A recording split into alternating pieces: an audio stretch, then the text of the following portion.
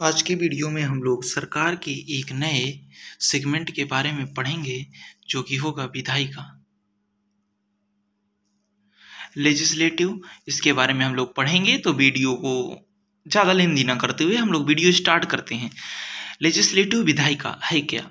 सरकार के प्रथम और महत्वपूर्ण अंग के रूप में विधायिका देखने को मिलती है, जो मुख्यतः कानून विधान बनाने के लिए, सार्वजनिक क्षेत्र में नीतियों का निर्माण करने के लिए सरकार के सबसे महत्वपूर्ण अंग के रूप में स्थापित की जाती है। ब्रिटेन में गौरवपूर्ण क्रांति जो कि 1688 में हुई थी के माध्यम से विधायिका के महत्वपूर्ण नारे या वाचवर्ड बिना प्रतिनिधित्व कर नहीं या बिना प्रतिनिधित्व के खर्च नहीं को प्रस्तुत किया गया, जिसे पूरी दुनिया के लोकतंत्र में मान्यता प्रदान किया गया। अर्थात पूरी दुनिया का लोकतंत्र मानता है कि यदि आप हम लोगों का नेतृत्व कर रहे हैं, हम लोगों के लिए कोई विधि या कानून बना रहे हैं, हम लोगों को संजो करके रखें, हमारे देश को संभाल रहे हैं, तभी हम आप लोगों को कर देंगे। क्योंकि जो गौरवपूर्ण क्रांति होती है तो उसके पहले तक शासन होता है, लेकिन अब गौरवपूर्ण क्रांति होने के बाद में बिखर जाता है ब्रिटेन।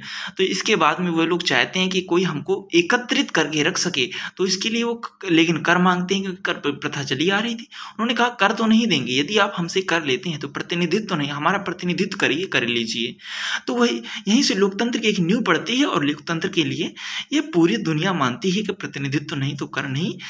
इसको पूरी दुनिया ने इस वाचवर्ड को माना है, जो कि लोकतंत्र को मानते हैं। और ये कहाँ से आया? ब्रिटेन से आया।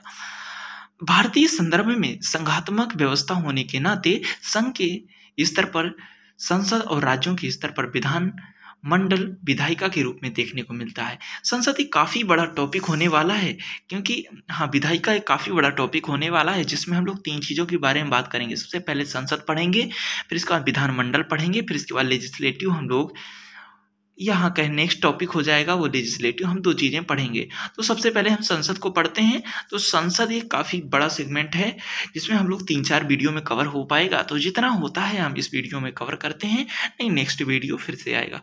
ठीक है, तो संसद संविधान के भाग 5 के दूसरे अध्याय में आर्टिकल 79 से 122 तक के बीच संसद के प्रावधान देखने को मिलते हैं, क्योंकि 122 की बात जो आता है वहाँ से न्यायपालिका 124 से स्टार्ट हो जाती है हमारी न्यायपालिका।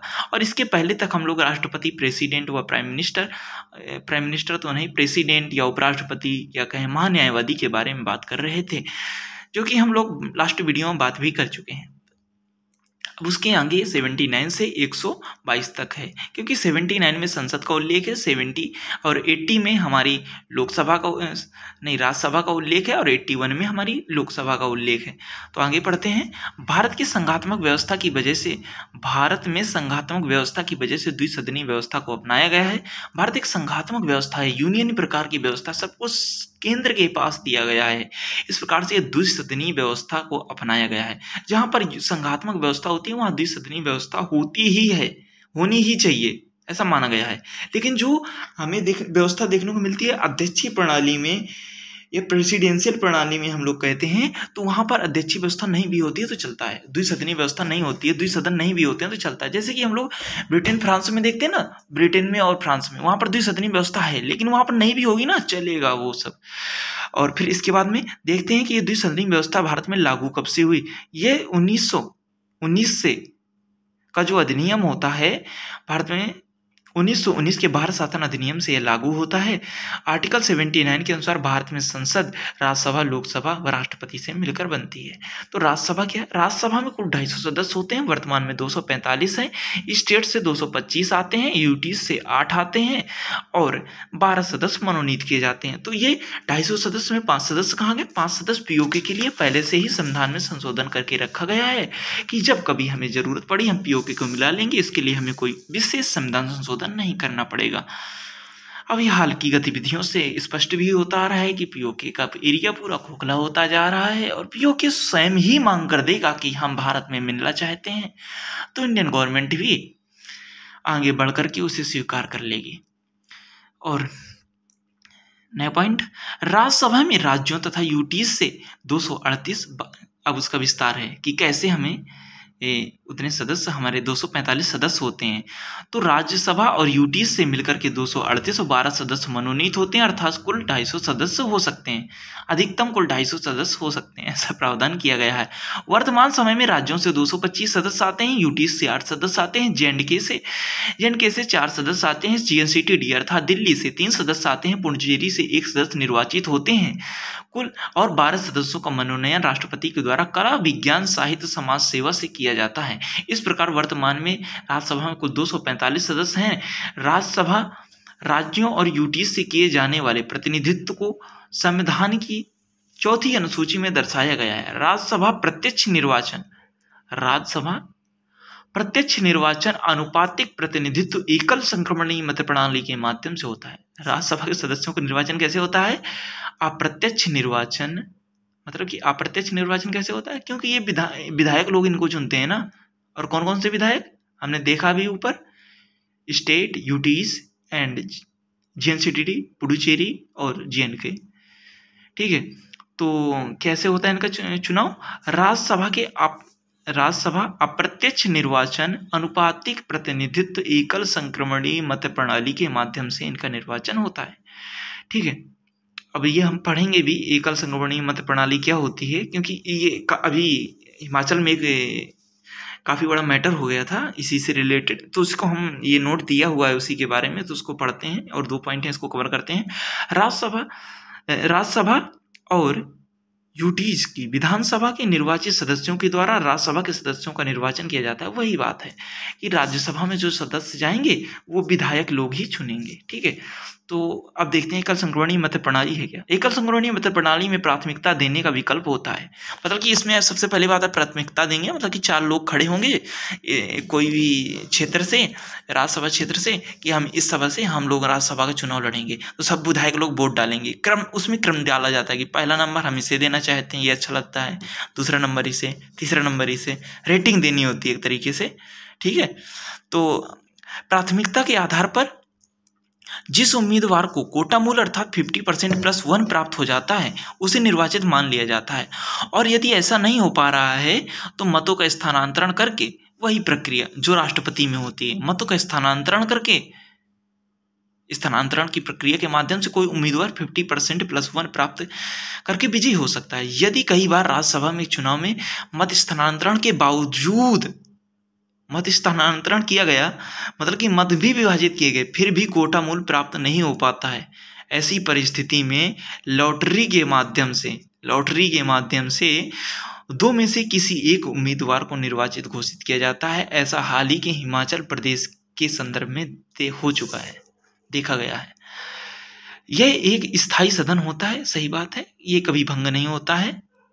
इसका कोई कार्यकाल नहीं होता है, किंतु इसके सदस्यों का कार्यकाल 6 वर्ष का होता है। 1/3 सदस्य प्रत्येक दूसरे वर्ष अवकाश ग्रहण करते हैं। ठीक है, और राज्यसभा में 1952, ये थोड़ा काफ़ी इंटरेस्टिंग है, क्योंकि पहले की जो है ना, ऐसे तो डायरेक्ट बन नहीं जाता है कि सीधे कोई हमारा राज्यसभा में ऐसे, क्योंकि जब पहली बार बनी होगी ना तो उन लोगों का तो कार्यकाल चला ही होगा ना, 5.5-6 साल तक सदस्यों का कार्यकाल राज्यसभा में पहली बार क्या हुआ होगा, क्योंकि हर दूसरे साल अवकाश ग्रहण कराना है, तो कैसे होगा ये सब, उसके बारे में है कि राज्यसभा 1952 में निर्वाचन सभी सीटों के लिए किया गया था। अगले 2 वर्ष में 1/3 सदस्यों को जानबूझकर लॉटरी के माध्यम से त्यागपत्र कराया गया और उन्हें दोबारा निर्वाचित कर लिया गया। पुनः अगले 2 वर्ष अर्थात चौथे वर्ष में भी ऐसा किया गया, 1/3 सदस्यों को लॉटरी के माध्यम से त्यागपत्र दिलाया गया और पुनः निर्वाचन के आधार पर वापस संसद बनाया गया, ताकि संवैधानिक बाध्यता को पूरा किया जा सके। ठीक है, यदि राज्यसभा का कोई सदस्य त्यागपत्र दे देता है या उसकी मृत्यु होने से सीट रिक्त हो जाता है तो अगले 6 माह में निर्वाचन होना अनिवार्य है और नवनिर्वाचित सदस्य बचे हुए कार्यकाल के लिए राज्यसभा का सदस्य होगा। लोकसभा में निर्वाचित जो सदस्य होते हैं वो 552 होते हैं, लेकिन इसमें देखते हैं 43 दिया गया है इसमें।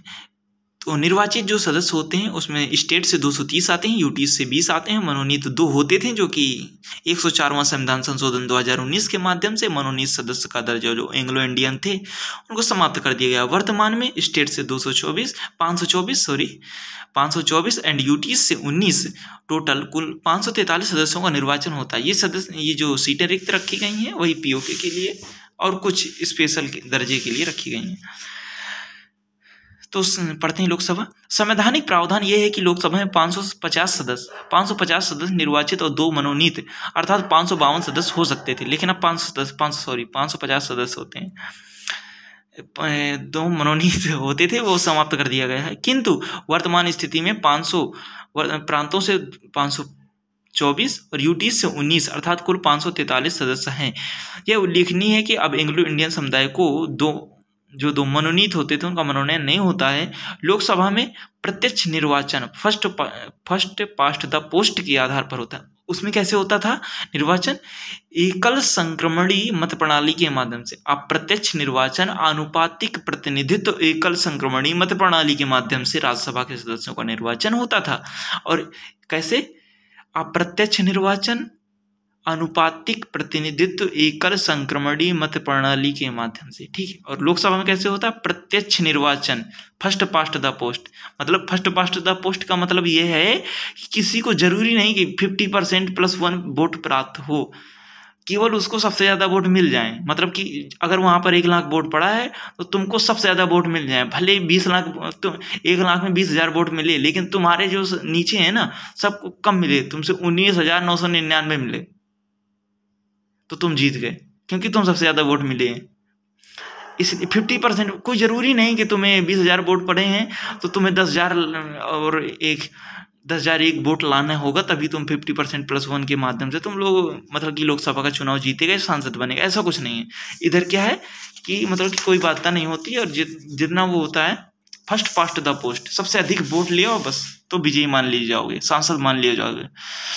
और इसमें वोटिंग कौन करता है? प्रत्यक्ष मतदान के लिए सार्वभौमिक मताधिकार का प्रयोग किया जाता है, जो कि 18 वर्ष की न्यूनतम आयु रखने वाला प्रत्येक मतदान का अधिकार होता है। नोट दिया गया है जो कि 1989 में 61वें संविधान संशोधन के माध्यम से राजीव गांधी सरकार ने मतदान की आयु 21 वर्ष से घटाकर के 18 वर्ष की थी। लोकसभा का कार्यकाल 5 वर्ष का होता है, किंतु इससे पहले भंग किया जा सकता है। आपातकाल के समय, जो कि 352 के अनुसार राष्ट्रीय आपात लगता है। लोकसभा की अवधि को वार्षिक आधार पर असीमित समय के लिए बढ़ाया जा सकता है। लोकसभा के निर्वाचन क्षेत्रीय प्रतिनिधित्व टेरिटोरियल रिस्पॉन्सिबिलिटीज के आधार पर होता है। मतलब कि लोकसभा का जो निर्वाचन क्षेत्र है वो जो डिसाइड कैसे होता है, क्षेत्रीय प्रतिनिधित्व क्या होता है, लोकसभा का निर्वाचन क्षेत्र जो होता है किस आधार पर डिसाइड होता है। क्षेत्रीय प्रतिनिधित्व एक ऐसी व्यवस्था है जिसमें पूरे देश को इतने निर्वाचन क्षेत्र में विभाजित कर दिया गया है जितनी संख्या में लोकसभा में प्रतिनिधि निर्वाचित होते हैं, ताकि प्रत्येक क्षेत्र से एक वोटर, एक सदस्य का निर्वाचन हो सके। क्षेत्रीय प्रतिनिधित्व का आधार जनसंख्या को तय किया जाता है। विभिन्न निर्वाचन क्षेत्रों में प्रतिनिधित्व की समरूपता लाने के लिए परिसीमन करना पड़ता है। परिसीमन के बारे में हम लोग अगले वीडियो में पढ़ेंगे, क्योंकि वीडियो लेंदी हो जाएगा। इसके लिए समय समय पर परिसीमन आयोग का गठन किया गया है। ऐसा आयोग 1952, 1963, 1973 व 2002 में 4 बार गठित किया जा चुका है। ऐसा परिसीमन आयोग सरकार से स्वतंत्र होता है। यह सुप्रीम कोर्ट के भूतपूर्व जो न्यायाधीश होते हैं की अध्यक्षता में इसका गठन किया जाता है। 2002 का जो परिसीमन आयोग था उसके अध्यक्ष जो थे वो कुलदीप सिंह थे, ठीक है। और परिसीमन आयोग जो होता है, परिसीमन आयोग का नियंत्रण रहता है। परिसीमन आयोग पर जो होता है निर्वाचन आयोग का नियंत्रण रहता है। अब परिसीमन आयोग के बारे में बात होती है यहाँ से आगे, तो हम वो लोग नेक्स्ट वीडियो में बात करेंगे, क्योंकि परिसीमन आयोग एक अलग टॉपिक होता है और मेंस में क्वेश्चन यहाँ से बन सकता है, तो इसके लिए हम अलग से वीडियो प्रिपेयर करेंगे। तो धन्यवाद।